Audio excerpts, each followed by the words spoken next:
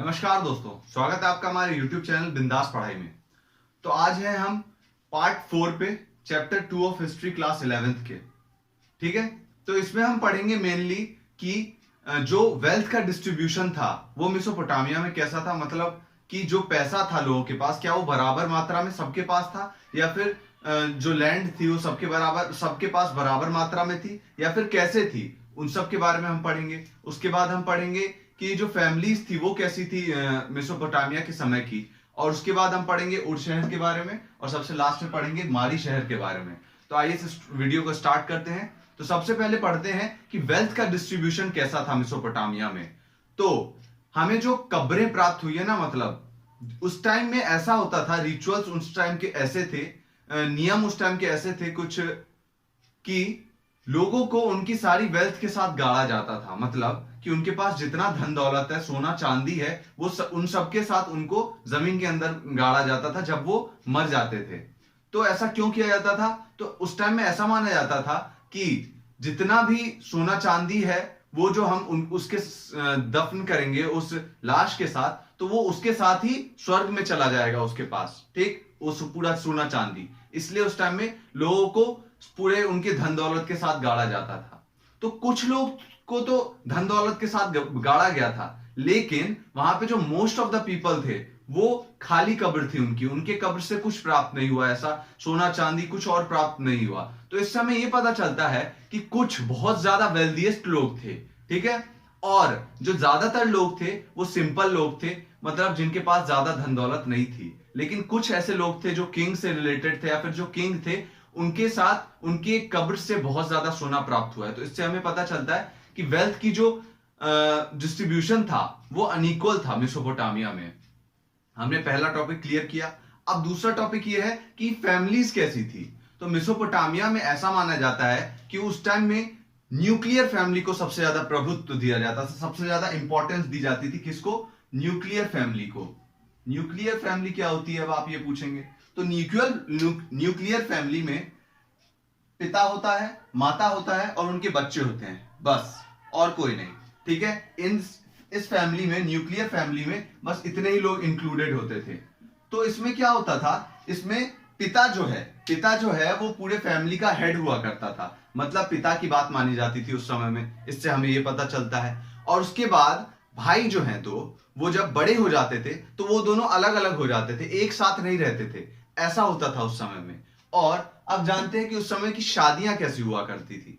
तो सबसे पहले क्या होता था कि जो ग्रूम साइड के हैं, मतलब जो लड़की वाले हैं और लड़के वाले हैं, दोनों मिलते थे पहले, और उसके बाद शादी के ऊपर एग्रीमेंट तय होता था कि हाँ भाई शादी होनी चाहिए या नहीं होनी चाहिए। तो उसके बाद जब दोनों के बीच में बातचीत हो जाती थी, तो उसके बाद क्या होता था कि जो लड़की वाले के पक्ष के हैं ना, जो लड़की वाले के पक्ष के हैं, वो लड़के वाले को गिफ्ट देते थे। और उसके बाद क्या होता था कि दोनों के बीच में शादी हो जाती थी। ठीक है, लड़के और लड़की के बीच में शादी हो जाती थी। और उसके बाद, शादी के बाद क्या होता था कि दोनों परिवार जो है वो एक साथ खाना खाते थे, और उसके बाद गिफ्ट का आदान प्रदान होता था दोनों फैमिलीज के बीच में। मतलब गिफ्ट डिस्ट्रीब्यूट किए जाते थे एक दूसरे को। कब? ये शादी के बाद होता था। ठीक है, और उसके बाद लड़की जो है, लड़की उसको उसके पूरे धन दौलत जो थी, उसके पिता जो है उसकी जितनी धन दौलत है उसका जो उस हिस्सा मिलेगा लड़की को, वो मिल जाया करता था।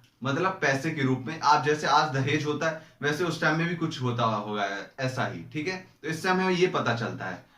तो अब किसके बारे में पढ़ते हैं? अब पढ़ते हैं उर शहर के बारे में।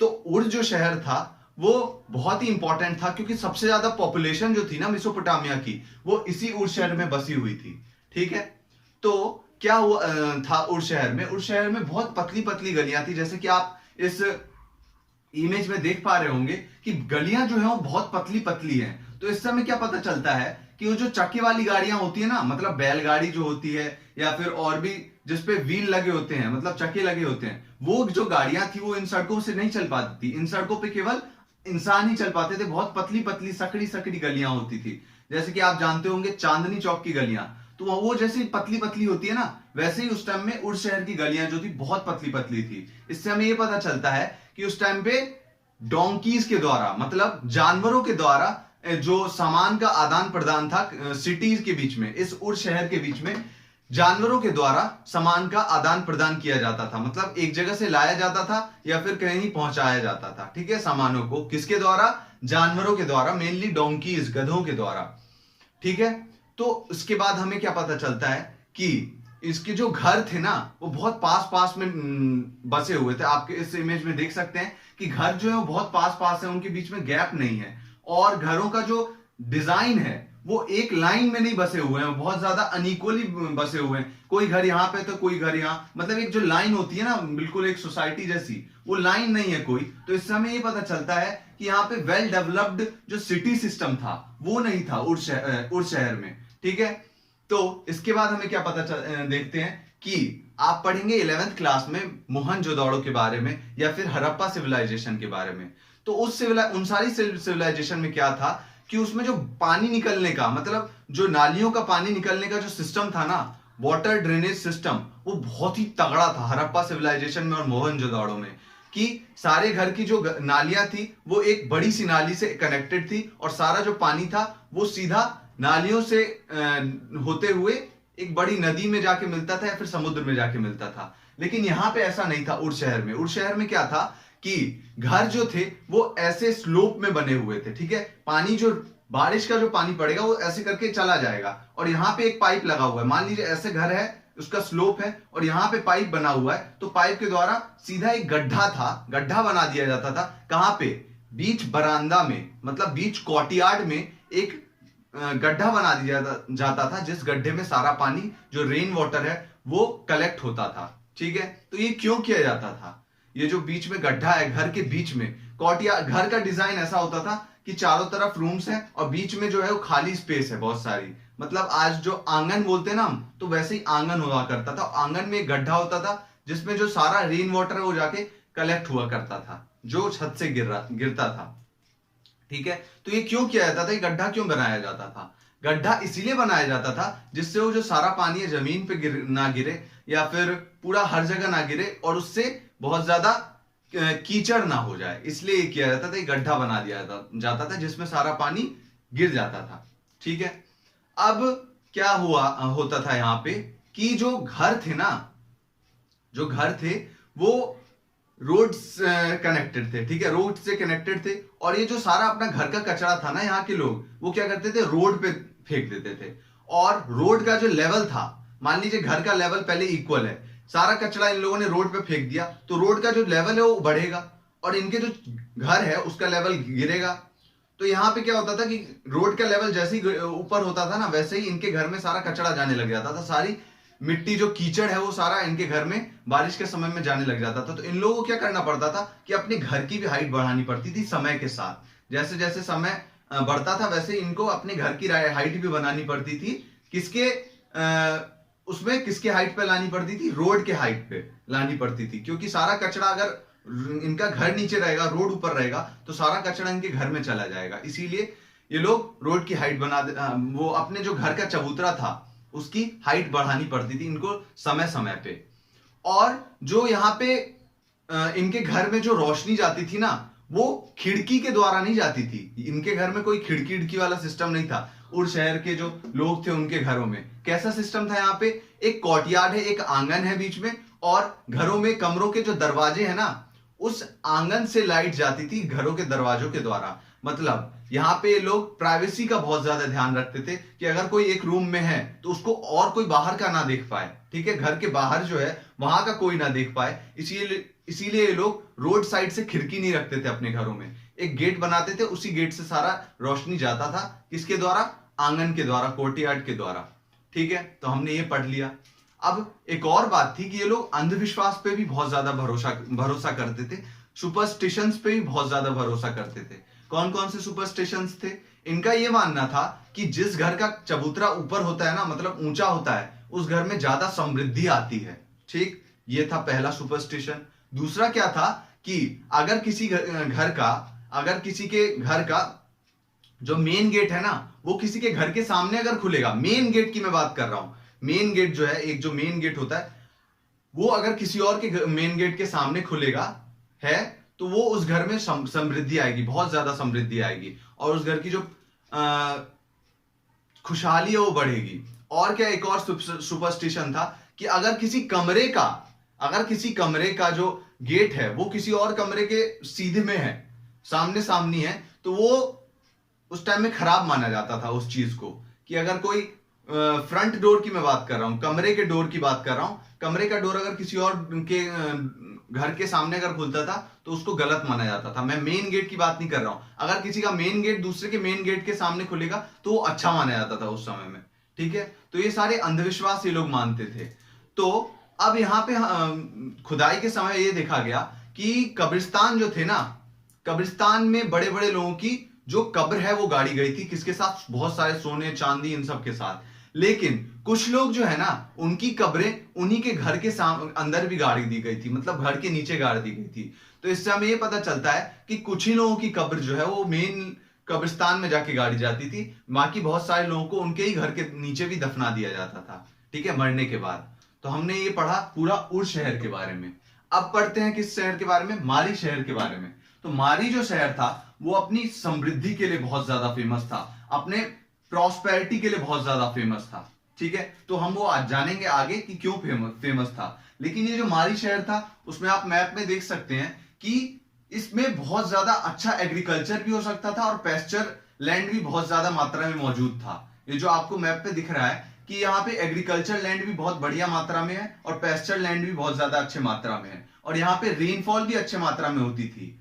ये जो मारी शहर था ना वो नॉर्थ के एरिया में सिचुएटेड था, वो साउथ में सिचुएटेड नहीं था। उर शहर जो है और उरूक शहर जो है ये सब साउथ में मौजूद थे, और बेबीलोनिया जो शहर है वो सारे साउथ में थे। लेकिन जो मारी है ना वो थोड़ा नॉर्थ में था, मेसोपोटामिया के। तो यहाँ पे बढ़िया रेनफॉल होती थी, यहाँ पे पेस्चर लैंड बहुत अच्छा था, एग्रीकल्चर लैंड बहुत अच्छा था, मतलब कि यहाँ पे बहुत अच्छी मात्रा में एग्रीकल्चर भी हो सकता था और कैटल्स को भी चराने के लिए बहुत अच्छी मात्रा में पेस्चर लैंड मौजूद था।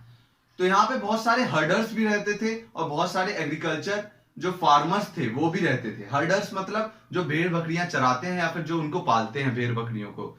तो यहाँ पे हर्डर्स और एग्रीकल्चर लेबर जो एग्रीकल्चर के जो फार्मर्स थे उनके बीच में टाइम टाइम पे लड़ाइयां हुआ करती थी। क्यों लड़ाई होती थी? क्योंकि ये जो हर्डर्स है ना वो अपने सारे भेड़ बकरी को लेके इनके जो फार्मर्स हैं उनके खेत के ऊपर से गुजर जाया करते थे, और इन्होंने जो फार्मर्स ने जितना भी अपना अनाज बोया है उसके ऊपर से चले जाते थे भेड़ बकरियां बिल्कुल पैर रख के, और इससे क्या होता था पूरी जो उनकी फसल है वो खराब हो जाती थी।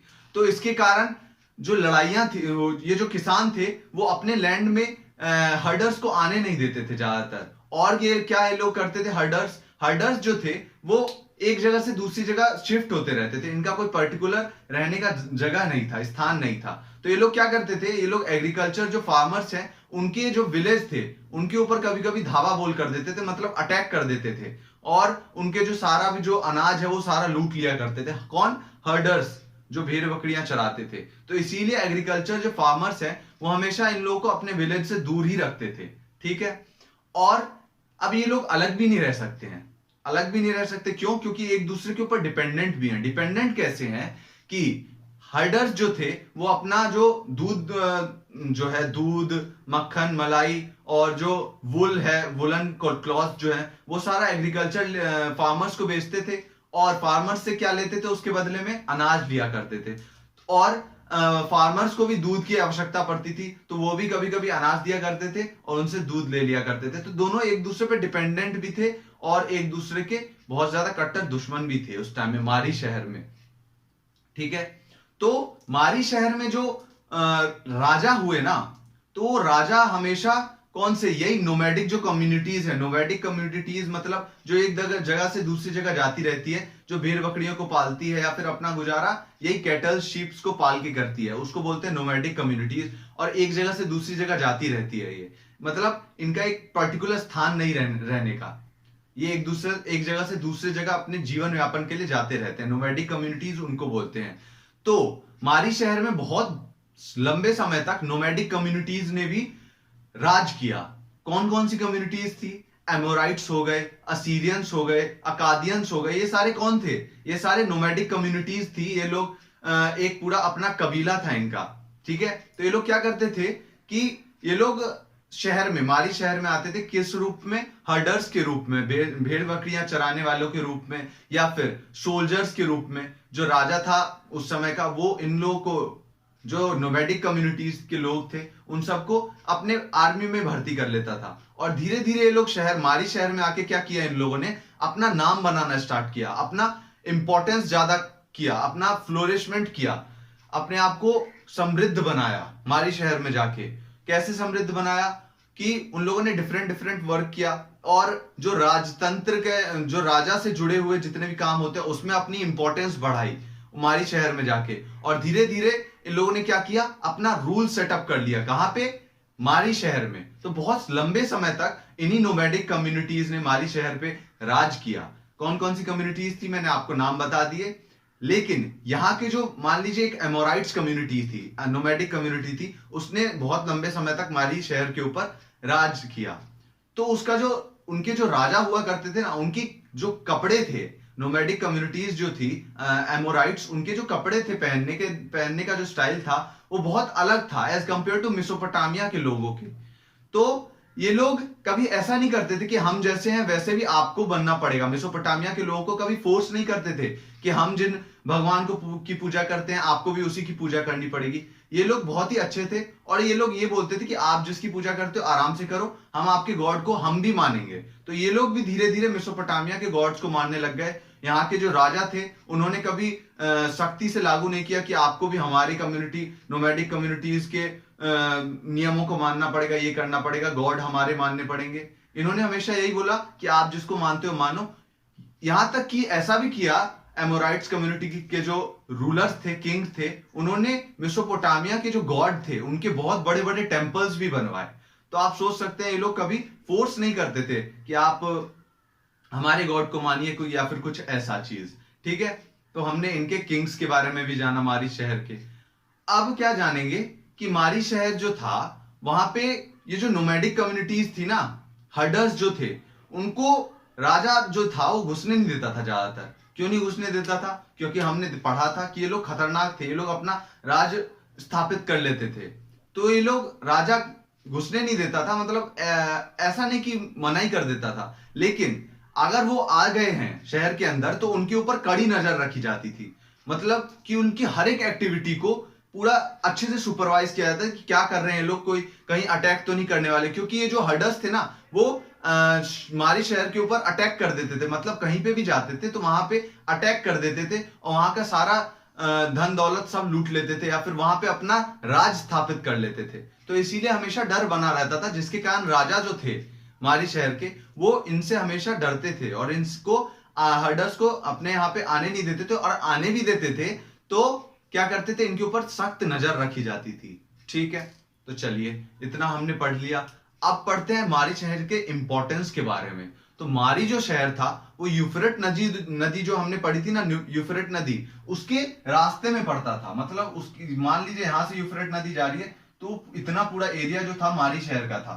तो यहाँ पे जो ट्रेड था ना, वो बहुत अच्छा होता था, क्योंकि यूफ्रेट नदी डिफरेंट कंट्रीज में जाती थी। बहुत बड़ी नदी है यूफ्रेट नदी। कौन सी नदी? ये याद, इसका नाम याद रखना, यूफ्रेट नदी।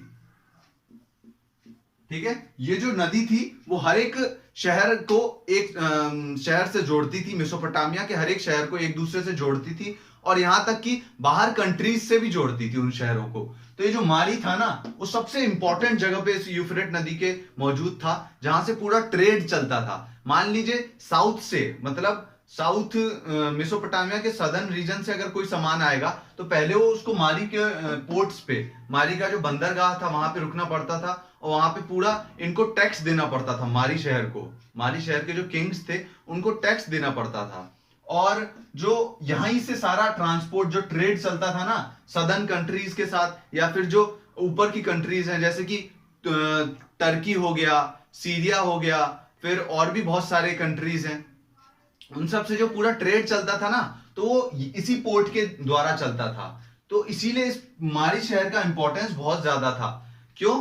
क्योंकि यहीं से सारा सामान जाता था। कहां? सदर्न कंट्रीज में भी, और ऊपर की नॉर्दर्न कंट्रीज में भी। और कुछ ऐसे इंपॉर्टेंट ट्रेड थे, जैसे कि कॉपर का ट्रेड, जो कि कौन से अलाशिया नाम का एक आइलैंड था। अलाशिया, अगर स्पेलिंग होगी तो माफ कीजिएगा, बस ऐसे ही समझने के लिए सुन लीजिए कि अलाशिया नाम का शहर था। यहां से कॉपर ट्रांसपोर्ट होता था। क्या ट्रांसपोर्ट होता था? कॉपर।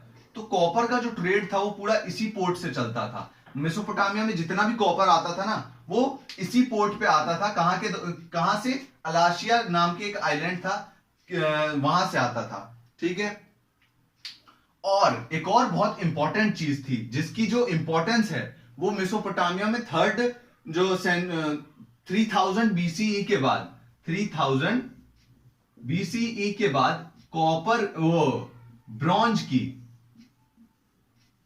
की जो इंपॉर्टेंस थी ना, वो बहुत ज्यादा बढ़ गई। ठीक है। कहां पे? मेसोपोटामिया में। क्योंकि वो ब्रॉन्ज का इस्तेमाल अब ये लोग डिफरेंट डिफरेंट टूल्स बनाने के लिए करते थे, डिफरेंट डिफरेंट इंप्लीमेंट्स बनाने के लिए करते थे। मंदिर की सजावट में भी जो ब्रॉन्ज का इस्तेमाल किया जाता था, और भी डिफरेंट डिफरेंट चीजों के लिए ये लोग ब्रॉन्ज का इस्तेमाल करने लग गए। तो ब्रॉन्ज एक बहुत इंपॉर्टेंट एलिमेंट बन गया मेसोपोटामियन सिविलाइजेशन के लिए। और ब्रॉन्ज का जो पूरा इंपोर्ट एक्सपोर्ट था ना, वो कहां से चलता था? इसी मारी शहर, मारी के पोर्ट से। ठीक है। ये मारी का पोर्ट है और यहीं से सारा जो इसका एक्सपोर्ट और इंपोर्ट होता था वो सारा इसी पोर्ट से होता था। और मान लीजिए कोई सामान मारी के पोर्ट पे आया, बंदरगाह पे आया मारी के, तो ये क्या करते थे? मारी जो के लोग थे वो इसके ऊपर टैक्स चार्ज करते थे। मारी का जो राजा था वो इसके ऊपर टैक्स चार्ज करता था। कितना? 1/10। मतलब जितने का सामान आप ले जा रहे हो उसका 1/10 हमें दे दो, उसके बाद आप यहां से आगे बढ़ सकते हो। तो सोच लीजिए जितना भी सामान था उसका 1/10 कितना ज्यादा हो जाता है। क्योंकि यहां से बहुत सारी डिफरेंट डिफरेंट चीजें ट्रांसपोर्ट की जाती थी, जैसे कि ब्रॉन्ज हो गया, कॉपर हो गया, सिल्वर, गोल्ड, उसके बाद स्टोन की जितने भी इंपॉर्टेंस मार्बल्स थे, या फिर जो अमूल्य रत्न थे जैसे कि लेपिस लजूली, इन सब का जो ट्रांसपोर्ट था वो इसी पोर्ट से होता था। ठीक है। तो हमने मारी के बारे में पढ़ा।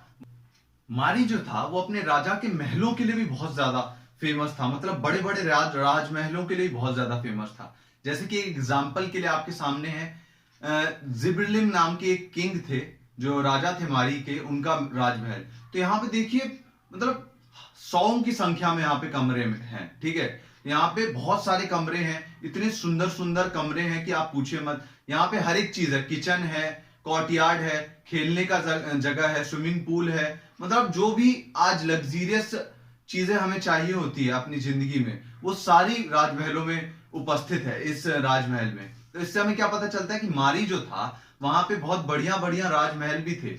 ये एक इंपीरियल स्टेट था, एक इंपीरियल सिटी थी। यहाँ पे बहुत बढ़िया बढ़िया राजाओं के जो महल होते हैं वो हुआ करते थे उस समय में। तो इस वीडियो में बस इतना ही। धन्यवाद आपका इस वीडियो को पूरा देखने के लिए। और अगर आपको वीडियो पसंद आई हो तो चैनल को सब्सक्राइब करिएगा और वीडियो को लाइक कीजिएगा एंड शेयर कर दीजिएगा, क्योंकि बहुत ज्यादा मेहनत लगती है वीडियो बनाने के लिए। और आपका अगर हमें साथ मिलेगा तो बहुत ज्यादा खुशी होगी हमें। धन्यवाद आपका इस वीडियो को देखने के लिए। Thank you.